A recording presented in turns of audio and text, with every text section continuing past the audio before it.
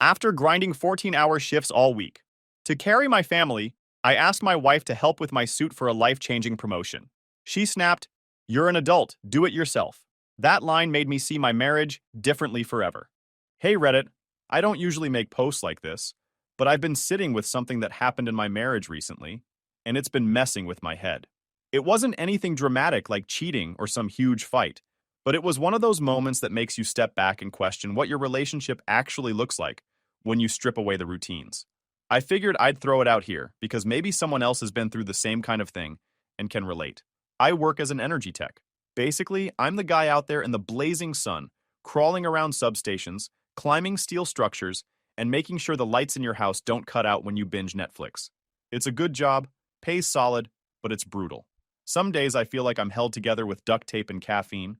So yeah, last Monday was one of those days. Left the house at 6 a.m., didn't drag myself back in until after 8 p.m. 14 hours of heat, grease, busted knuckles, and equipment that seemed like it was designed to break just to ruin my week. My shirt was so soaked through I could have wrung it out and watered the lawn. But here's the thing. All that grind? It's not just for me. I 32 male, married to Amelia. She's got 2 kids from her first marriage. Noah, 11, and Zoe, 8. Their dad's basically a ghost. So guess who stepped up as the provider? Yep, me. I'm the one keeping the roof over our heads, paying for Noah's soccer gear, Zoe's art projects, and the car Amelia drives to brunch or whatever she does during her freelance hours. And on top of all that, I had something big coming up. An internal promotion interview, supervisor role, less field work, better money, more stability. Basically, the kind of opportunity you don't mess up. Now, I don't ask for a lot. I handle most of the bills, the heavy lifting, the dad role even though those kids aren't mine by blood. But all I needed, literally the only thing I asked for, was for Amelia to wash and press my suit. That's it. I told her days before, "Hey, I've got this big meeting. Can you make sure my suit's good to go? I won't have time with these emergency calls." She smiled, said, "Of course. End of story, right?" Fast forward to the night before the interview. I drag myself in, legs like concrete, body wrecked, brain fried. First thing I do is check the laundry. And there it is. My suit. Wrinkled. Still sitting in the basket like it hadn't moved since the day I asked her.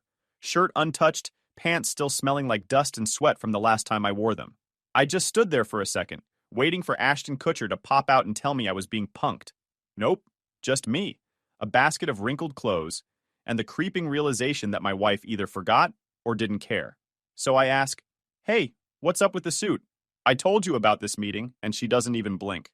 Just shrugs and says, "You're an adult. Do it yourself." You know that feeling when someone just slaps you with words? That was me. Not because I can't do laundry.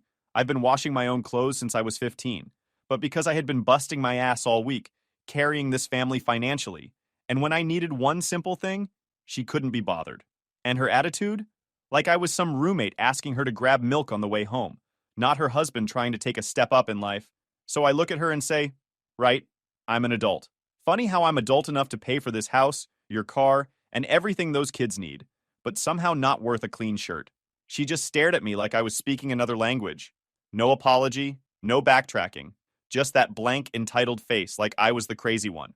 I didn't give her the satisfaction of dragging me into a fight. I walked off, grabbed the iron, and handled it myself. Midnight, half asleep, half burned my hand on the steam. But whatever, at least the suit looked passable. Rolled into that interview the next day with bags under my eyes big enough to pack for vacation. The interview itself went okay, but the whole time I couldn't shake it. Not the wrinkles, not the lack of sleep, the disrespect. The do-it-yourself wasn't about laundry. It was about how she sees me. Like my role is to keep the money flowing while she floats through life, occasionally throwing in a thanks if I'm lucky. A week later, I got the call. I landed the supervisor spot. More money, more stability. Weird part? I didn't even feel like celebrating. Later that night, I sat at the kitchen counter eating some reheated noodles and thinking back. When we first dated, Amelia wasn't like this. She worked full-time, she pulled her weight, we split dinners and bills. We actually felt like a team. After we got married, she scaled back, said she wanted to be more available for the kids. Which, fine, I respected that. I said I'd handle the finances because I wanted the kids to feel stable. But somewhere along the way, the partnership turned into I provide, she consumes. And now, not only does she not appreciate it, she thinks it's normal to tell me to fend for myself before one of the biggest opportunities of my career. And that's when it clicked. It wasn't about the suit at all. It was about respect, or the lack of it. My wife doesn't respect me. She respects the paycheck. She respects the soccer cleats, and the art supplies, and the Amazon boxes that show up on the porch. But me? The guy wearing himself down to pay for it all? I'm just background noise in her little me and my kids first world. I didn't argue with her that night. Didn't yell, didn't beg. I just kept ironing and made a mental note. She thinks I'm an adult? She's right. I'm an adult. Which means I don't have to stick around if this is all my marriage amounts to. That thought sat in my head all week like a flashing neon sign. And instead of trying to ignore it, I decided to lean into it. If Amelia thought the magic words were do it yourself, then fine. I was going to do exactly that. Monday, first test. I stopped at the grocery store on the way home. Normally, I buy the family haul. Cereal for the kids, snacks Amelia likes, random stuff I don't even touch but somehow ends up in the cart. Not this time. I walked down those aisles like a man on a mission. Steak? In the cart. Fresh pasta? Yep. Garlic bread? Don't mind if I do. I wasn't shopping for a family of 4. I was shopping for me. When I walked in with the bags, Amelia looked surprised. Oh, you went shopping? Yep, I said, dropping the bags on the counter. Picked up stuff for me this week. She waited for me to say, and you guys, but I didn't. Just unpacked my groceries, tossed a ribeye in the fridge, and walked off. Her face was priceless, like she couldn't process the idea that I bought food without her being part of it. Dinner that night? She served the kids boxed mac and cheese. I grilled my steak, sat at the counter, cut into it, and enjoyed every bite. Did she say anything? Nope, but I caught her glancing at my plate more than once. Tuesday morning, round 2. I had the day off, so I actually slept in a little. Got up, made myself a full breakfast, eggs, bacon, toast, coffee. The good stuff. Normally, I'd throw on extra bacon for the kids or leave a plate for Amelia. Not today. Today, it was me, my plate, my coffee, my piece. Amelia came downstairs yawning and saw me eating. Where's mine? She asked, like I was the hotel buffet staff. I didn't even look up. You're an adult, I said between bites. Cook for yourself. The look on her face? Worth it. Shocked, like she couldn't believe I just used her own line back at her. She grabbed a yogurt from the fridge and stomped off. Meanwhile, I sipped my coffee like a king. By Wednesday, the vibe in the house was different. Normally, I'd try to slide into family plans, movie nights, takeout dinners, whatever. But I figured, why bother? She made it clear I wasn't really part of the we. So when she casually mentioned she was taking the kids to see that new superhero movie, I just nodded. Cool, I said. I've got plans anyway. Which was technically true. I texted my coworker Jake, the guy I used to hang out with before I got sucked into the husband-dad routine. We grabbed dinner at this wing place, caught up, laughed. The guy even said, "Man, I thought you fell off the face of the earth." That hit me. He was right. I had basically erased my social life to play house in a setup where I wasn't even considered family half the time. I got home around 9. Amelia was on the couch, arms crossed. Where were you? Out with Jake, I said. Had dinner. You didn't think to ask if we wanted to do something as a family? I raised an eyebrow. You already made plans without asking me. Remember? That superhero movie? She fumbled for a second. That's different. Sure, I said, walking past her. If you say so. Thursday was probably my favorite test of all. Noah was at the kitchen table, struggling with math homework. Normally, I'm the go-to for that stuff. Amelia? She'll sit on her laptop, half listening, pretending to work. But Noah looked up at me and said, "Can you help me?" I glanced at Amelia, who was 5 feet away scrolling on her laptop. Ask your mom, I said. Amelia snapped her head up. I'm working. So was I replied. All day. Noah looked confused. Poor kid felt honestly I felt bad for him, but he asked her anyway.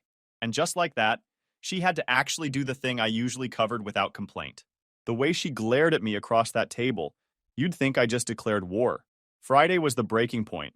I came home early for once. Amelia was at the stove making spaghetti, enough for 3 plates. Saw me walk in, didn't say a word. Just stirred the sauce like I wasn't there. So I made myself a grilled cheese. Sat at the counter and ate while they ate spaghetti. Noah asked, "Why aren't you eating spaghetti with us?"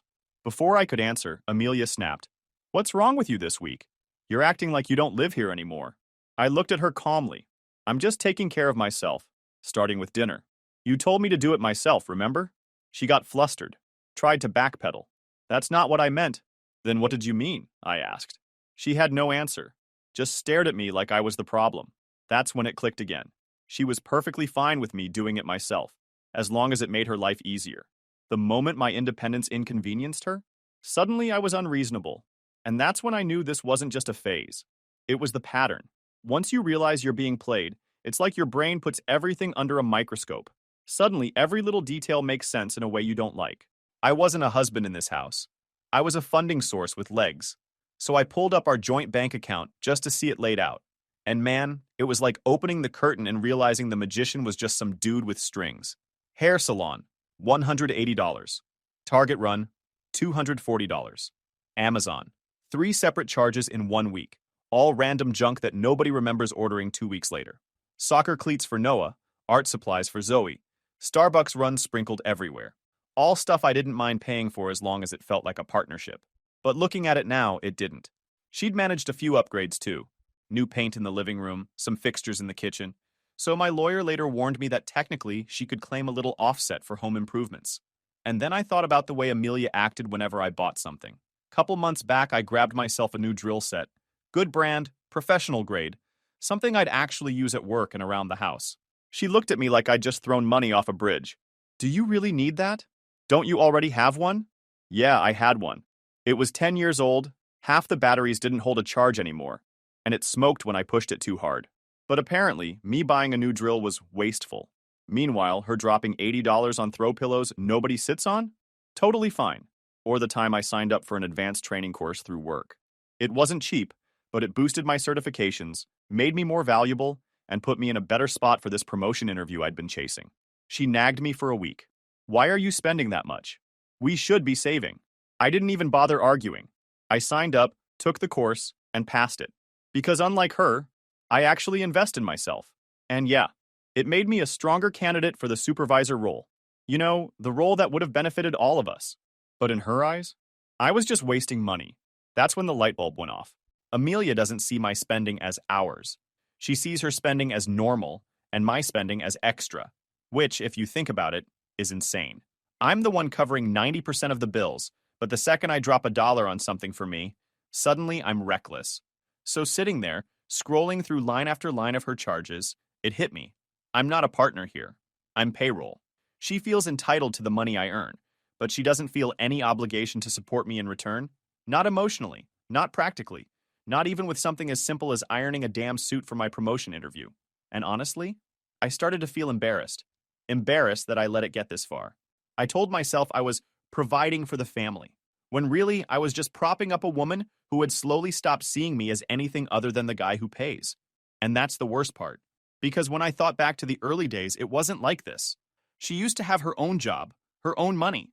She pulled her weight. We split dinners, she'd surprise me with little things. We actually felt like a team.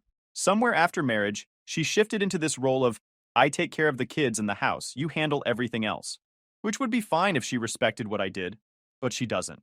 She acts like it's owed to her. The reality? She had turned me into a walking ATM, and the only time she even noticed me was when the card declined. I sat there, staring at the numbers on the screen, and realized something else. She'd gotten comfortable. Too comfortable. Comfortable enough to believe I'd never check, never question, never push back. That I'd just keep working, keep paying, keep letting her nickel and dime me to death while criticizing me every time I dared to invest in myself. But here's the truth. I'm not a doormat. I'll buy the tools I need. I'll take the courses that make me better. And I sure as hell won't apologize for it. What I won't do anymore? Keep playing the role of the ATM while being treated like a stranger in my own house. So that night, I called a lawyer. Not to file, not yet. I just wanted to know my options. Because if Amelia thought this setup was permanent, she was in for a surprise. The account was about to close and she was going to find out the hard way. And for the first time in a long time, I felt clear. Like I'd finally stopped lying to myself. But before I went nuclear, before I pulled the plug for real, I decided I'd give her one last shot, one final conversation. Not because I thought she'd suddenly turn into a different person, but because I wanted to walk away, knowing I'd said my piece. If it went how I expected, I'd be done. If, by some miracle, she woke up, well, I'd at least know I gave her the chance. So Wednesday night, kids were in bed, house was quiet, and I told her we needed to talk. She gave me this side eye like I'd just asked her to help me bury a body. Talk about what? Us, I said. The way she exhaled, loud, annoyed, told me everything. Crossed her arms, leaned back on the couch like this was already some punishment for her. I almost laughed. Here's me, the guy busting my ass to keep the lights on, asking for 30 minutes of honesty, and she's acting like I just ruined her evening. I started calm. I don't feel like I'm your husband in this house. I feel like I'm your provider, and I'm tired of it. She rolled her eyes so hard I thought they might get stuck. Oh my God. You're being dramatic again. This is just how families work. No, I said. This is how you want families to work. There's a difference. Her arms tightened across her chest. So what? Because I don't worship the ground you walk on? I'm a bad wife? That's not what I'm saying, I told her. I'm saying you don't respect me. And respect matters more than whatever throw pillows you're ordering off Amazon. That one landed. She sat up straighter, eyes narrowed, ready to swing back. But I didn't give her room. I asked you to wash my suit for the biggest interview of my career. You blew it off. I've covered nearly every bill for years without complaint. And the one time I needed something, I got do it yourself. That wasn't about laundry. That was about where I stand with you. Quick pause, fellas. YouTube just dropped this new hype feature. If you're hooked on this story, smash that hype button. It tells YouTube this video deserves to blow up, and it keeps even crazier stories coming your way. Thanks so much for your support. All right, back to the drama. She shifted, uncomfortable, but still trying to control the narrative. You're twisting things. I cook, I clean, I manage the kids' schedules. That counts for something. It does, I agreed. But let's be honest. You did all that when you worked full-time too. Nothing about your load changed. The only thing that changed is now I carry all the financial weight on top of mine. That shut her down for a second. Long enough for me to press. So, let me ask you straight. Besides being a paycheck, what do you value about me as your husband? She blinked, thought about it. Too long. Finally, she muttered, You're a good provider. And you're decent with the kids. That was it. 3 years of marriage, 5 years together, and that's the best she could come up with. I laughed. Couldn't help it. Wow. Glad to know all those 14-hour shifts boiled down to good provider. Thanks for the glowing review. Her eyes flared. You're being unfair. No, I said, leaning back. I'm being honest. You're the one who can't give me a straight answer. She tried to pivot. Tears welled up, the frustrated kind. I do love you. But love isn't just feelings. It's about responsibility. Responsibility is paying the bills, which I do. Partnership is making each other's lives better, which you don't, she snapped. So now I'm the villain because I don't iron your clothes? You're the villain, I said, steady, because you don't support me. Not with the kids, not with respect, not even with something as small as making sure I walk into a promotion interview looking like I actually have my life together.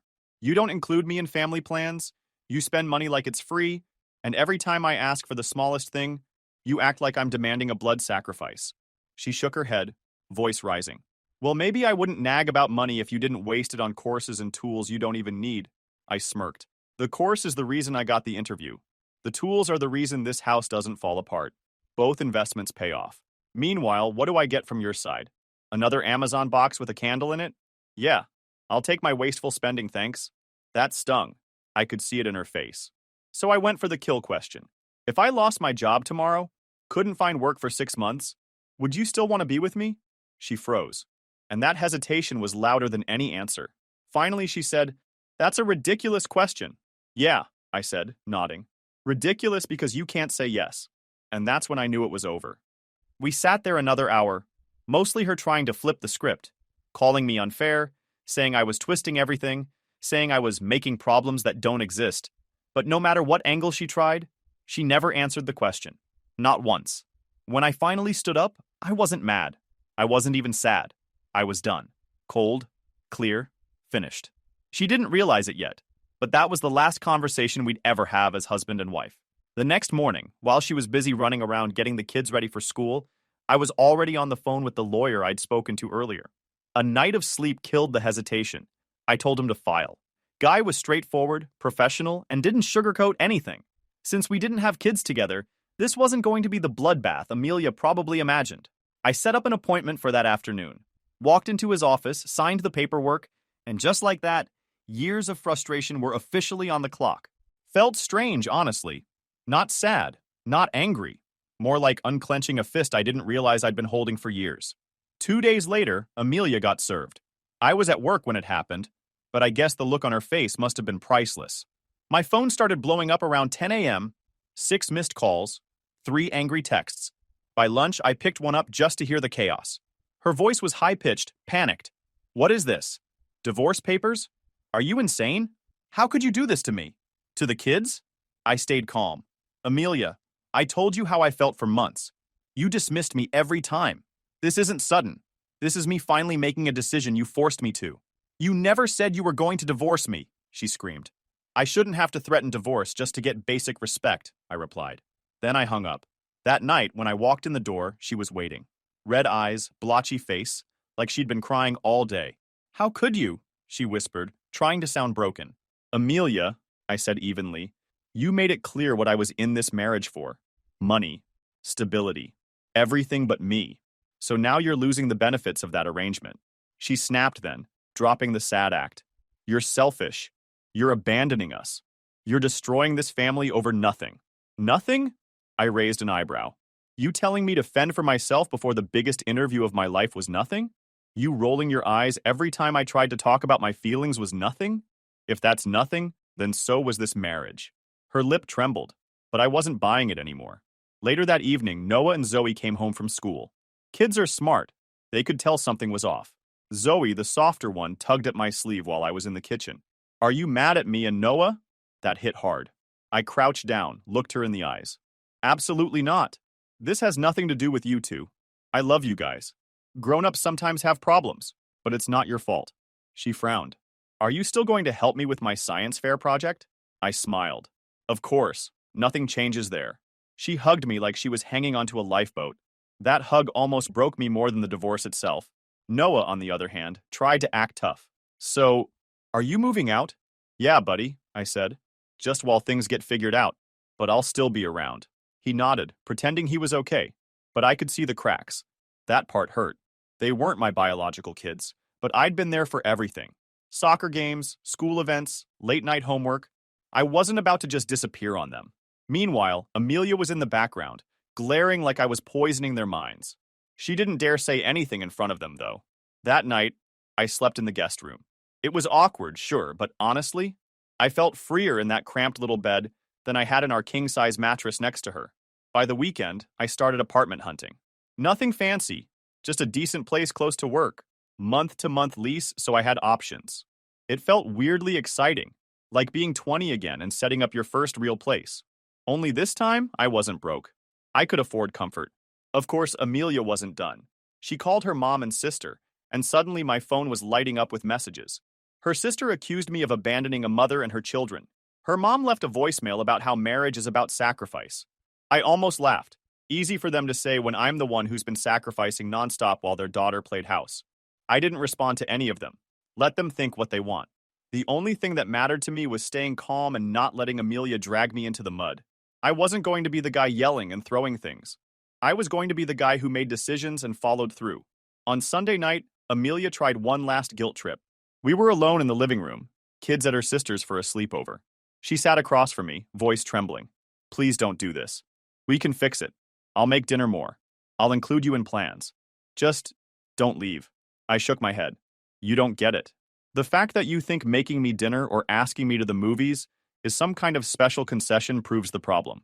I shouldn't have to beg to be included in my own marriage. If you wanted to fix it, you would have months ago when I first brought it up. Her face hardened again. You're making a mistake. No, I said. I'm correcting one. And with that, I walked upstairs to the guest room. I knew I was done. And for the first time, I didn't feel guilty about it. The divorce papers were already in motion. There wasn't going to be some dramatic last-minute save, no Hollywood-style realization from her. But the second Amelia figured out I was serious, the act began. It started small. Thursday night, I came home from work and smelled something I hadn't smelled in months. Garlic, butter, actual food cooking that didn't come out of a box. She had dinner waiting. Not mac and cheese, not frozen pizza, real food. My favorite meal, too. I walked in, dropped my bag, raised an eyebrow. What's this? She forced a smile. I thought you'd like a nice dinner. You've been working so hard. I almost laughed. Now you care that I work hard? Her smile faltered. Don't be like that. I'm trying. I ate, sure, but the whole time it felt fake. Like she was reading off a script called How to Be a Wife 101. Next morning, same thing. She was up early, making breakfast for everyone. Even coffee set out for me. She hadn't done that since our honeymoon phase. And just like dinner, she acted like it was no big deal. By Saturday, she took it up a notch. While I was showering, she folded my laundry. I came out to neatly stacked shirts on the dresser. For a second, I almost felt like I'd stepped into an alternate timeline. Then it hit me. None of this was real.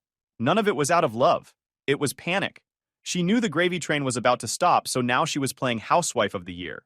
Thing is, it was almost insulting, because it proved she could have done these things all along. She just chose not to. And now that there were consequences, suddenly she was capable. The irony was thick. That week, she even floated the idea of counseling. This after shooting it down a year ago, telling me I was making problems that didn't exist. Now, out of nowhere, she's sitting at the kitchen table with pamphlets. We could talk to someone, she said. Work through this. People go through rough patches. I smirked. Funny. You didn't believe in counseling when I asked for it. Why now? She opened her mouth, shut it again, and went back to stirring her coffee. Meanwhile, while she was busy playing perfect wife, I started reclaiming pieces of my life I hadn't even realized I'd given up. The weight I'd been carrying, the constant nagging, the guilt trips, the dismissiveness, it was lifting. The more Amelia tried to win me back with meals and folded laundry, the more I realized how checked out I was. One night, she even tried the affection card, sat close to me on the couch, asked about my day, rubbed my shoulders. 6 months ago, I would have melted. Now, it just felt hollow, like an actress trying to land a role. I pulled away, not angry, just detached. She frowned. You don't even notice when I'm trying. I notice, I said. That's the problem. You're only trying now because you're scared. If it mattered, you would have done it before I filed papers. She didn't have a comeback for that. Just sat there, blinking fast, like she wanted to cry but couldn't decide if it would help. The more she ramped up her fake wife routine, the calmer I got. Because every action of hers just confirmed what I already knew. She never cared about the partnership, only the perks. And here's the thing. Even the kids noticed the difference. Noah asked one night, "Why's Mom cooking so much lately?" Zoe chimed in, "Yeah, and she made Dad coffee." She never does that. I had to bite my tongue not to laugh. Out of the mouths of babes, right? Even they could tell something was off. So I kept doing what I'd been doing, focused on myself, my work, my plans. The apartment I'd found was almost ready, and I started quietly moving boxes of my things over on weekends. Nothing dramatic, no big announcements, just steady progress toward the door. Amelia, meanwhile, was throwing Hail Marys left and right, offering to do my laundry, cooking, even talking about getting a real job again. But it all rang hollow. If she had to lose me to finally try, then she'd already lost me. And the best part? I didn't feel guilty. Not one bit. For the first time in years, I felt lighter. Like I was stepping out of a cage I didn't even know I'd built around myself. Amelia was still in denial, thinking she could charm her way out of the consequences. But me? I was already gone. The divorce went through faster than I expected. About 6 weeks, uncontested. I'd lined up an apartment as a backup, deposit and all, but canceled it the moment my lawyer said the house was staying with me. I grabbed the few boxes I'd moved and brought them back the same day. My lawyer wasn't lying. It was clean. The house was mine before marriage, so it stayed mine. My retirement accounts stayed untouched. My truck, mine. Amelia got her car, her freelance equipment, and a small settlement for home improvements. That was it. She tried to play hardball at first, demanding half the house value. Her lawyer must have laughed her right out of his office, because she dropped that quick. In the end, she walked with about $15,000, and the realization that she just lost the setup she thought was permanent. A week later, she was packing boxes. Watching her carry out bags of clothes, kitchen knickknacks, and throw pillows she loved more than me was surreal. She kept glancing at me, probably waiting for me to break down, beg, or come to my senses. I didn't. I leaned against the doorframe, calm as ever, sipping coffee while she loaded her car. Her sister pulled up to help, and just like that, Amelia was gone. The silence that followed was the best sound I'd heard in years. First thing I did? Walked back into my house and started reclaiming it. For the first time, the place actually felt like mine. Not a museum curated to impress her friends. A home. And the freedom? Unreal. I could throw my boots by the door without hearing about it. I could watch whatever I wanted on TV without being told it was selfish. I could invite people over without her suddenly developing a headache. The kids were the only thing I worried about, but even that worked out. Noah and Zoe started coming over on weekends. We put it in writing through the lawyers. Nothing fancy, just that I'd see them regularly. Amelia agreed because the kids pushed for it, and she knew fighting it would just make her look bad. Since it was the same house, nothing felt weird for them. Noah spread his homework across the same kitchen table. Zoe used the same spot in the living room for her art projects. Stability mattered, and I was glad I could give them that. One Saturday, Zoe came over with her solar system project. For hours, there was no tension, no fighting, just me and a kid who trusted me. Noah joined later, asking for help with math. Amelia used to nag me about spending too much time on work stuff instead of relaxing. But honestly, helping those kids felt more rewarding than anything else. And they noticed the change too. Noah said once, "You seem happier now." I told him the truth. "Yeah, buddy, I am." Amelia, though, wasn't done. She lingered at drop-offs, acting like she wanted to talk. One afternoon, she stood in my driveway, arms crossed. "You seem different," she said. "I am," I answered. She bit her lip. Do you think I'm a bad person?" I looked at her. Not angry, not cruel, just blunt. "No, I think you got comfortable. Comfortable in a setup that worked for you and ignored whether it was fair to me. You didn't want to see it. And by the time you did, it was too late." Her eyes watered, but I didn't waver, because it was the truth. After that, I stopped entertaining her little check-ins. Drop-offs became quick exchanges. The kids came in, she left. Civil, nothing more. And me? I kept building the life I should have had all along. Nights were peaceful now. I cooked dinner for myself and actually enjoyed it. I ate when I wanted, how I wanted, without it being some performance. The TV played what I liked, the house echoed with my music. No tension, no walking on eggshells. Looking back, the funniest part is how hard Amelia tried once the divorce was real. Cooking, cleaning, affection, all things she could have done any time, but refused to until she realized the ATM was closing. That's how I know I made the right choice. Because if you have to lose someone to start valuing them, you never really valued them in the first place. I'm not dating yet, but I'm not opposed either. The difference now is, I know what I won't tolerate. I won't settle for being an accessory in someone else's life. I won't let myself be reduced to a paycheck. Next time, if someone doesn't show respect, I'll walk early. Because I'd rather live alone in peace than live with someone who treats me like I'm disposable. Amelia's probably still telling her friends I gave up too easily. Let her. I don't need to defend myself. My house is mine, my peace is mine, and my life is mine again. And that's more than enough.